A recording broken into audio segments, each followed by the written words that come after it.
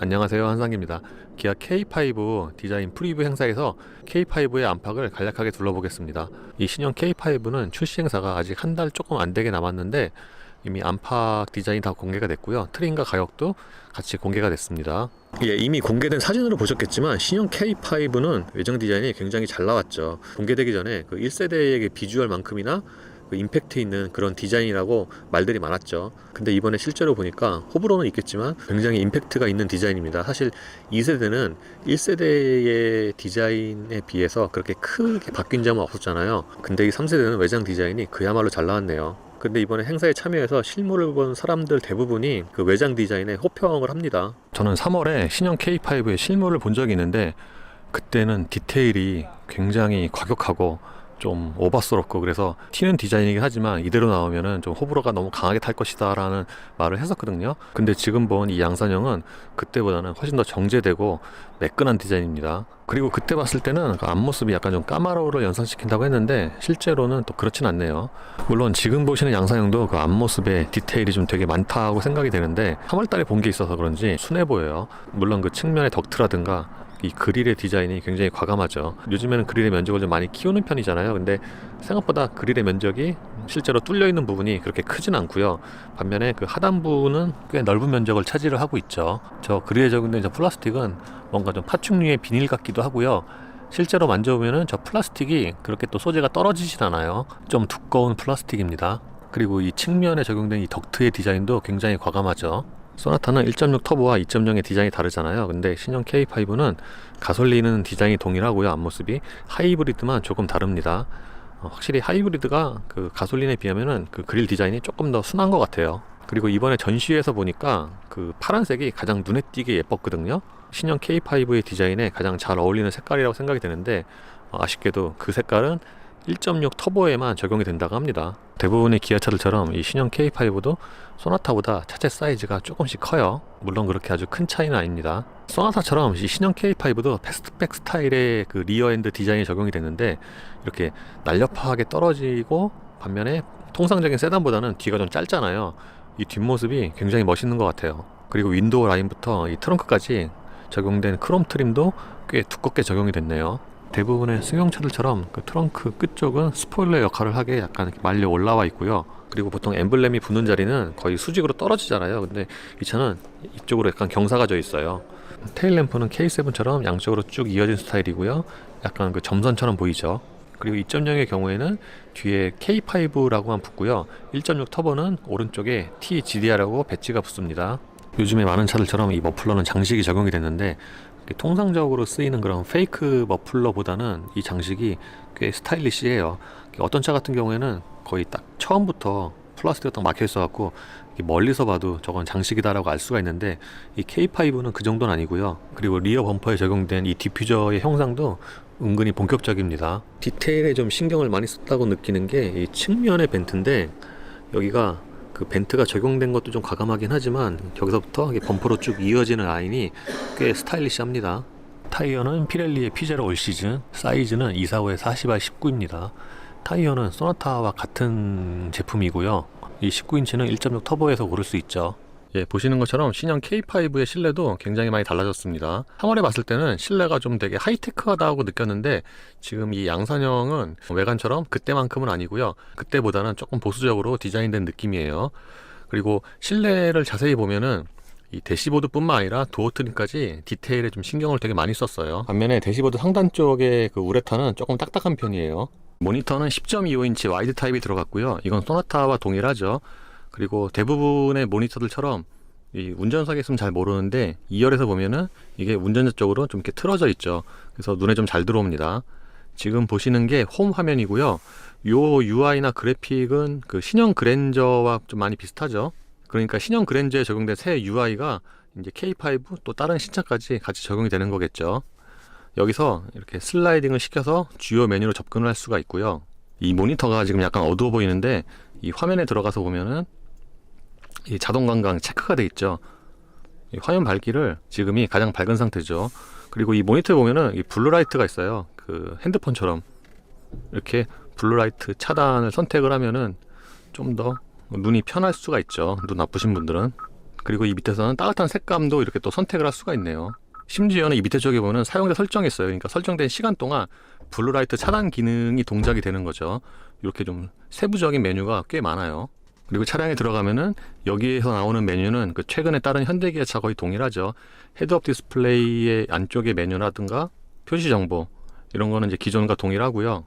그리고 운전자 보조 같은 경우에도 그 최신의 시스템이 전부 다 들어갔어요. 주차 안전까지. 드라이브 모드에서 커스텀으로 들어가면은 파워트레인과 이 스티어링의 설정을 컴포트와 스포츠 두 가지 선택할 수가 있습니다. 그리고 환경차에 들어가면은 관성주행 안내와 관성주행 안내 시점, 그린존 드라이브 모드 이렇게 또 세부적인 메뉴가 있죠. 참고로 지금 보시는 차는 하이브리드라서 이 메뉴가 있는 거죠. 그리고 라이트는 무드 조명인데 이 무드 조명이 대시보드와 도어 트림에 적용이 되어 있어요. 근데 그 밝기가 아주 밝은 편은 아니고요. 적용 범위는 대시보드와 도어 트림입니다. 이렇게 두 군데가 들어간 것 같아요. 근데 이 무드 조명이 좀 특이한 게 그 패턴이 좀 다르죠. 다른 이제 현대기아 차들보다. 색상은 블루 플라이트와 피스풀 포레스트, 드림 퍼플, 오로라 바이올렛, 오렌지 딜라이트 사용자 설정에서 좀 더 세부적으로 바꿀 수도 있죠. 자연의 소리도 들어갔고요. 이거는 이제 K7과 동일하군요. 6가지.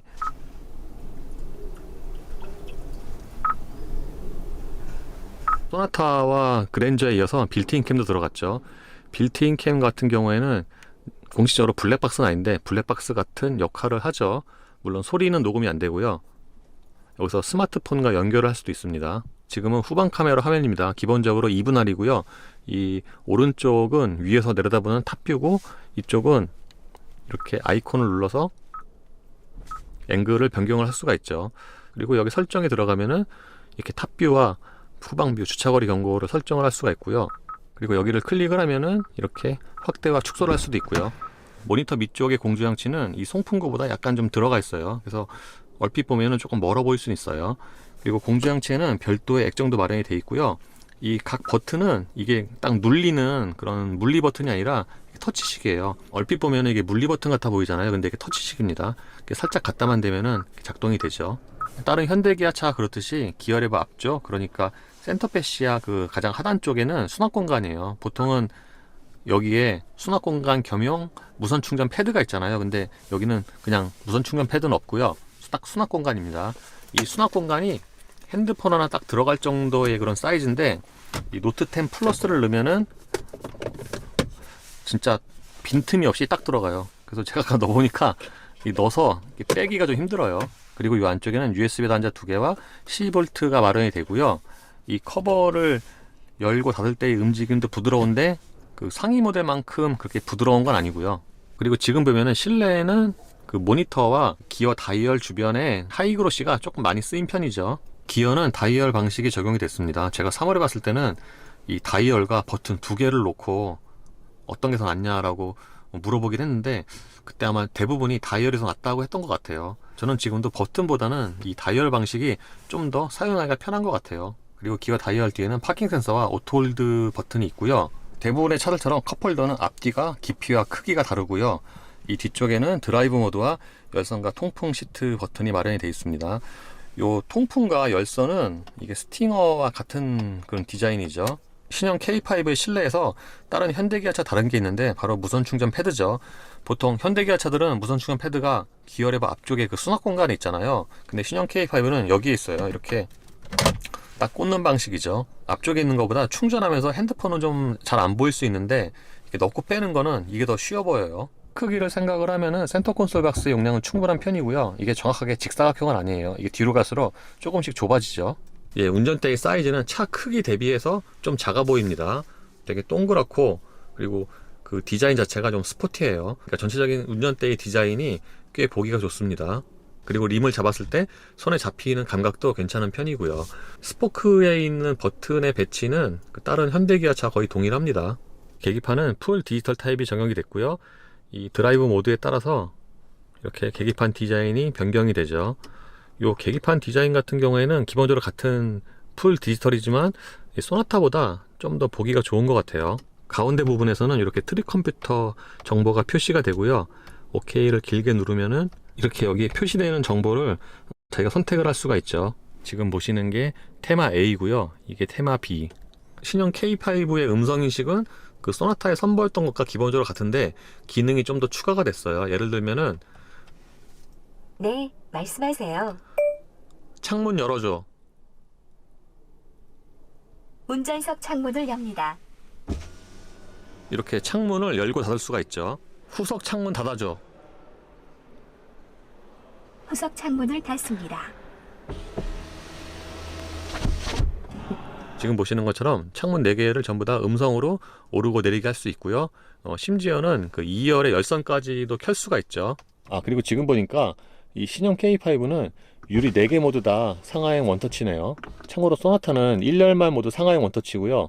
현대기아차 중에서 유리 4개가 다 상하행 원터치가 적용이 되는 차가 그렇게 많지는 않죠. 스티어링 칼럼 왼쪽에는 헤드램프 높이, 계기판 밝기 조절, 차로 이탈 방지, ESC 온오프, 트렁크 오픈 버튼이 있고요. 이런 버튼 같은 경우에는 그 실내의 다른 부분에 비해서 좀 소재가 떨어져 보이죠. 실내 디자인에서 좀 디테일에 신경을 많이 썼다고 느끼는 게 이런 부분이죠. 이런 송풍구 아래쪽에 이런 디자인에도 마치 꼭 그 리어 범퍼에 그 디퓨저 같은 그런 디자인을 채용을 했습니다. 오버헤드 콘솔에는 우버와 선루프 개폐 버튼이 있고요. 선글라스 수납함은 없네요. 요즘에는 선글라스 수납함이 좀 없어지는 추세죠. 선바이저에 적용된 거울의 면적도 꽤 큰 편입니다. 이번 프리뷰 때 전시된 차들을 쭉 보니까 이 시트는 지금 보시는 이 브라운 색깔이 가장 낫네요. 성인 남자 기준으로 보면은 이 시트의 크기는 넉넉한 편이고요. 쿠션은 약간 좀 탄탄합니다. 그러니까 쿠션이 아주 깊은 편은 아니에요. 그리고 가죽의 표면을 이렇게 만져보면은 약간 좀 뻣뻣하게 느껴질 수 있어요. 같은 형제차고 휠 베이스나 차체 사이즈도 거의 같잖아요. 그래서 2열 공간도 거의 같다고 보이는데 제가 앉았을 경우에 그 무릎 공간 면에서 보면은 이 신형 K5가 좀 근소하지만 약간 좀 더 넉넉해 보여요. 신형 소나타는 모델 체인지가 되면서 2열 공간이 주먹 3개에서 2개로 이렇게 줄었는데 이 차는 제 포지션에 맞추고 제가 2열에 앉아보면은 2개하고 한 조금 더 들어가요. 2개 반 정도. 참고로 2열 시트는 성인이 앉아도 넉넉한 크기고요. 이 시트 쿠션의 길이도 그렇게 짧지 않습니다. 등받이 각도도 적당히 뒤로 넘어가는 편이고요. 지금은 1열 시트를 가장 낮게 한 상태인데 이 상태에서도 이 시트 밑으로 신발이 좀 어느 정도는 들어가고요. 그리고 여기가 가운데 부분이 이렇게 좀 튀어나와 있잖아요. 그래서 2열 시트에 가운데 앉은 사람은 좀 불편하겠죠. 그리고 이 밑에는 12V와 USB 단자 하나씩이 마련이 됩니다. 기존 K5는 이 스키스루의 구멍이 굉장히 컸잖아요. 이 신형 역시도 그 넓이가 꽤 넓은 편이에요. 소나타처럼 트렁크 오픈은 키나 그 1열의 버튼으로 열 수가 있고요. 여기서 트렁크 버튼은 여기에 있습니다. 이 차가 약간 패스트백 스타일이라서 이 트렁크 그 커버가 열리는 면적이 그렇게 크지는 않은데 보시는 것처럼 그 특히 끝쪽의 그 넓이가 굉장히 넓죠. 트렁크 개폐 시스템 역시 소나타와 동일한데 닫는 거는 수동이고요. 이 안쪽에 손잡이가 없어요. 손잡이가 없는 차가 좀 드문데 소나타랑 K5는 손잡이가 없네요. 이번에 신형 K5의 안팎을 간략하게 둘러봤는데 외장 디자인은 소나타보다 월등히 좋아 보입니다. 그러니까 신형 소나타는 좀 적응에 시간이 좀 걸리는 디자인이라고 생각이 되지만 이 신형 K5는 딱 보자마자 또는 첫눈에 눈에 확 들어오는 그런 디자인이에요. 신형 K5의 시승회가 12월 중순에 열리니까 그때 다시 한번 좀 자세하게 살펴보도록 하겠습니다.